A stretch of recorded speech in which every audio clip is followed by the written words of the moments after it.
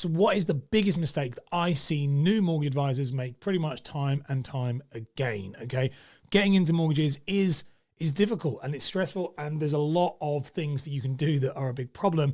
And then being a mortgage business coach and having coached some incredibly successful advisors, and also being a mortgage advisor myself and gone through the same shoes that you're potentially going through or thinking about, I've definitely seen my fair share of moments where I want to facepalm myself and go, what are you doing? Okay. And so I'm going to share these with you today. I've written down my iPad as usual. There's 3 bullet points. We're going to riff on those. Let's break down the very first one. So the very first thing I think that was one of the big mistakes that new mortgage brokers make is they chase income. Okay. So they chase the income. And I think that becomes a huge problem. And the reason why that is a huge problem, chasing the income, is because when you first start out, there is a season for learning and there is a season for earning. And as a mortgage advisor, especially as a new one, you are very much in the season of learning. And so if you start to chase money, what's going to happen is you're going to yo-yo and bounce and flip-flop between lots of different opportunities, everybody promising you that they're going to pay you more and get more, and you are missing the whole point. Which the point is that you need experience. You don't actually have the experience. You don't have the knowledge. You don't have the connections to be successful at this point.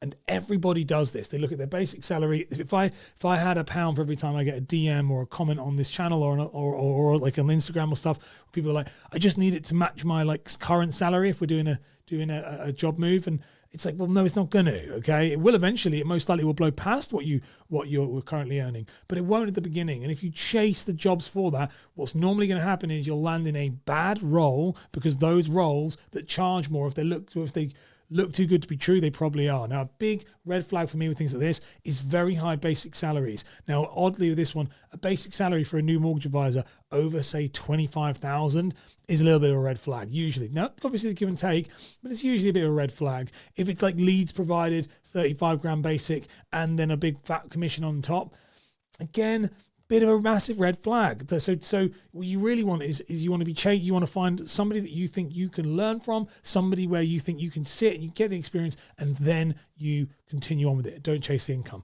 2 years, stick it out for 2 years before you go on to anything else. Which moves me to my second point, which is blaming others for the lack of development. So I see this one a lot, this victim mentality with the new advisors, where it's like, that person just didn't train me. They didn't talk to me enough. They didn't show me. And yes, this is a bit of a two-way thing.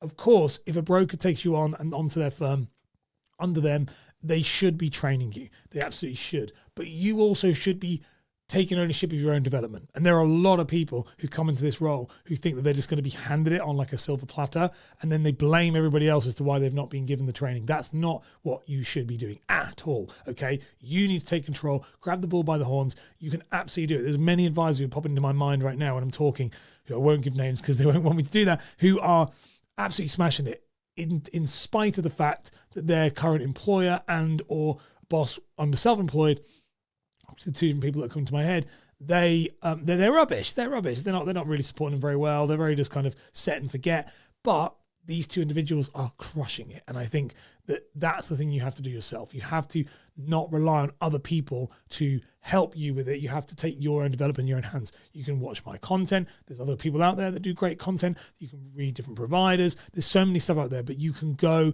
and you can take it into your own hands. That doesn't mean leaving the job. As I said to you, don't obsess on the income, obsess on the development, and be like, oh, they're not doing what I need, and keep moving around. You need those 2 years. Suffer under 2 years if you have to. It's not suffer. At the end of the day, you'll be doing well. So stick to that. The third point I have is obsessing on systems. So I get asked a lot by new brokers, really only new brokers, about what software and systems they should be using. And I can tell that they're a new advisor usually because that's what they ask. They're like, oh, what sourcing software, what CRM software, what this, what that. And I think the answer to the reason why people ask that is they're like, I think there's got to be something that's going to help me with this. And yes, there is. There are softwares that I give to my clients, recommend to my clients that helps them. But again, in the job, you still need to just learn how to do the job.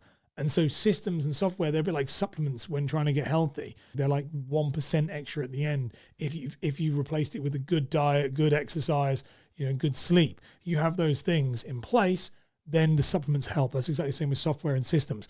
If you don't have the actual core stuff in, which is core sales skills, core marketing skills, core client retention skills, you are going to suck no matter what system you put on top. Like, it just will. So I think obsessing with systems is probably the main mistake. So all of that, I would say, packages up to being the biggest mistake people make is being impatient.